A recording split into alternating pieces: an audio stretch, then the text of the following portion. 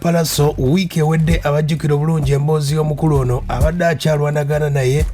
okuli ba promoter babiri okuli Abitex n'omukulu gwe bayita bajjo naye ng'asinga okwogera ye mukulu gwe bayita bajjo era omukulu gwe bayita bajjo yavudde n'ategeeza nti omwezi ogukonera ogw'omukaaga Pallaso tagenda kuddamu kuba ate nga akyali ku foomu oba okuyingiza abantu ajja kuba nga yagudde yasobola okuba ate nga mulagula bw'atyo ng'omwezi ogw'omukaaga tegunnatuuka kati omukulu gwe bayita Pallaso asobodde okuba ate nga azzeemu omukulu gwe bayita bajjo n'amutegeeza nti ensonga zonna nga bwe zitambudde nti mbadde mbasaba miliyoni 15 ku kivulu kati ayongezza omukulu gwe bayita Pallaso ayimbira miliyoni 20 ne miliyoni 15 olw'ensonga nti omukulu bajjo ayagadde okupima ebitali bibye mu nsonga ezo. Abajjukira obulungi omukulu gwe bayita bajjo yavaayo n'ayogera bino n'agamba nti mu mwezi ogw'omukaaga azimuwadde empisa nebino Pallaso ebize n'amalo mukatonda mukulu nkirayira ku kamera kino muyinza okutyo biteekayo Pallaso wasukanga omwezi ogw'omukaaga nga oli promota amugula mujje mutemeko omukono ku sitesi gwe kidde muno nkugambye Pallaso wasukanga omwezi ogw'omukaaga ng'akyaleeta abantu 10 mu kivulu kubanga ekisooka kusaba miliyoni 10 ompulira mumwa miliyoni 10 ye kenyi tali mu value ya miliyoni 2 ekyo mbiza tikita depreciation kubanga Pallaso jaji na misanga lodi baita scarcity mu economics scarcity where the demand has been high nenga supply ye bade high na yeka kati demand ya eri high ku bantu abalina supply ye eri original etali ya Pallaso okitegera bulungi era bino bika kasaba promoter bona tulina group ze tulina kasana depose bagaye bajjo yogedda amazima omwana w'obutebe n'agamba bajjo ndabanze ntunda butebe mu bivulu nasi asobola kupangisa promoter muguze mwesente z'obutebe kwa Pallaso bwe bitamusala atajja kujja bonoona obutebe Pallaso akosa abantu business okuva kuwa ebitebe okuva kuwa ekifo okuva ku promoter okuva ku security tugamba Pallaso kizibu kyerere mu industry nabo ne tuliyogera muga tulina emitima emibi nenga tutaasa abaana bangi betutaasiza wao mwana masika twataasa yakubidde gina president twali nanga baba webale ne batwebaza because experience is the best teacher nze tali muyimbi yali yepangide ku bajjo n'abanga akyali wakabe bana ye mukulu oyo bajjo na bino yasobola okubyogera ku Pallaso Kenzo muyaye yepaka pale Kenzo he respects people Kenzo amanyi baita business Kenzo bomwa sente yo ajja kujja ne bandi oba misa kisemakula ne bakuuma obudde ne bajja ne basanyusa abawagizi okoleka ono baboga mu music wa mu Pallaso ekisooka tajuma kulaba ajja n'abuuka nga master blaster toddamu kumwegomba alinga group y'emizannyo emuje manyi nti bajja netegeka awantu toddamu kujegomba kuddamu kugira talina bisikiriza tanyumanga lutalo tanyumanga Kenzo tanyumanga Shiba tanyumanga baseba okigera tanyumanga Afrigo band abantu bawangade ku top nti bolaba Afrika ekyo tusobola kugikola mu njogeza bita ye mukulu oyo gwe bayita bajjo yavuddeyo lwakasente kati omukulu gwe bayita Pallaso agambye kati wa miliyoni 15 ne miliyoni 20 Pallaso yabyogera gwe ataziina tojja actually ne 10 twazivuddeko katuli ku 15-20 but where is because first of all tukoze emirimu emirungi abantu ne bagisiima at the end of the day nze ne ba promoter bakama baffe baki bantu banganze nyimbira abantu promoter ategekera baki bantu kakati first nze nga Pallaso sirina sente zesimbiddeko ze nyimbidde n'obwerere nyimbidde emitwalo 3 nyimbidde ekinana kakadde so nzize growing with nyimbidde okuva ku 0 paka ku hero kati nentuuka time right now nti tekyaliyo baala yonna mu Uganda ne bwe banga esinga obunene nga abawagizi bange bajjaawo teriyo kati so ba promoter buli muyimbi abo boyina okwegera ata muntu wasiri muyimbi kati ngaze nkubira Pallaso temo mundeke naye obusinga obujjawa Pallaso kiyenje nekimanyira abayimbi abategeera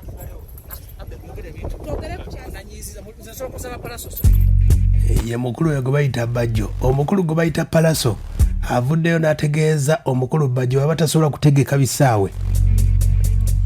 amutegeeza bamubuukinga okuva mu mwezi ogw'okubiri ogw'omukaaga gonna taliiwo ogw'okutaano tayiriiwo wadde n'akamu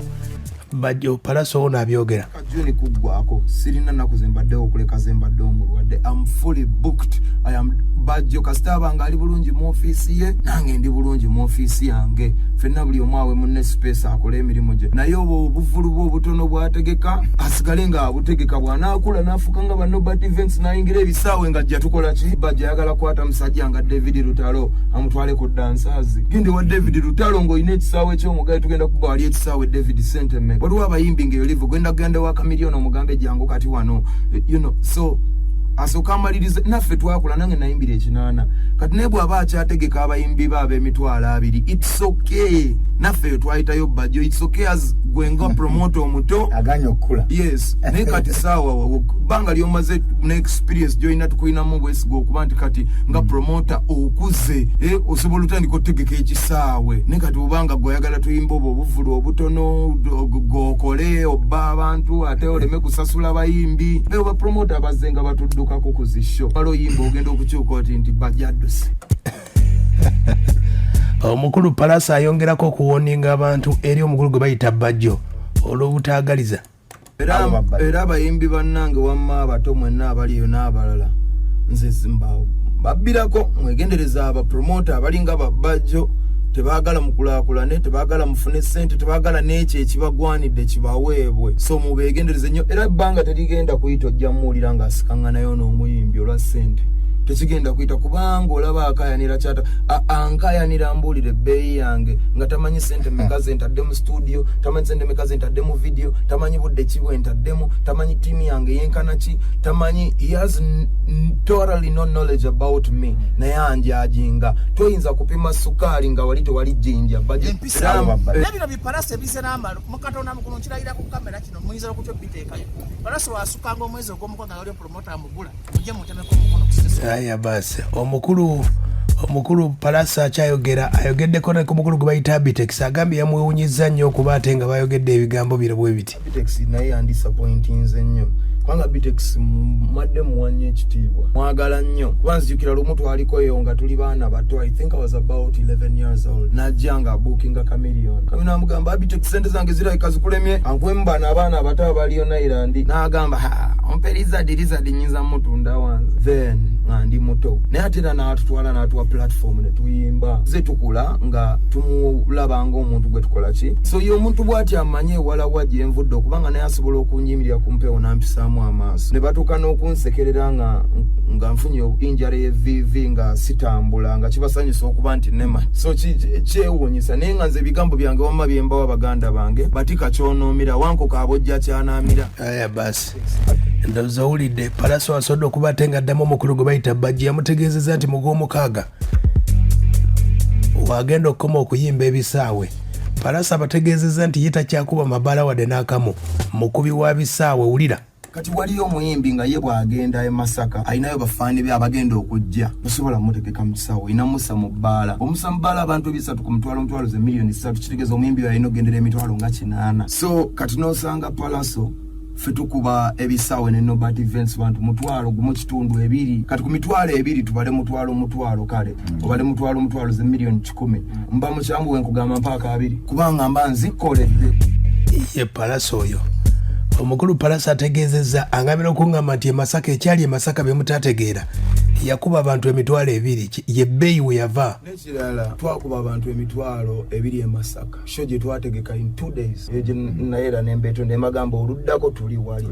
and they came through so tutadde bulango ku radio tutadde bulango ku bajiwagira lwaki okugenda mu bantu n'obajjako ssente zaabwe ate n'otopa zigwanira ate nga bazze kulaba nze nga enkolagana yange nabo weeri naawe otegese bulungi enkolaganayo nabo weeri bazze mpe ekingwanidde ojjeko ekikyo ojjeko bilzo tomusobola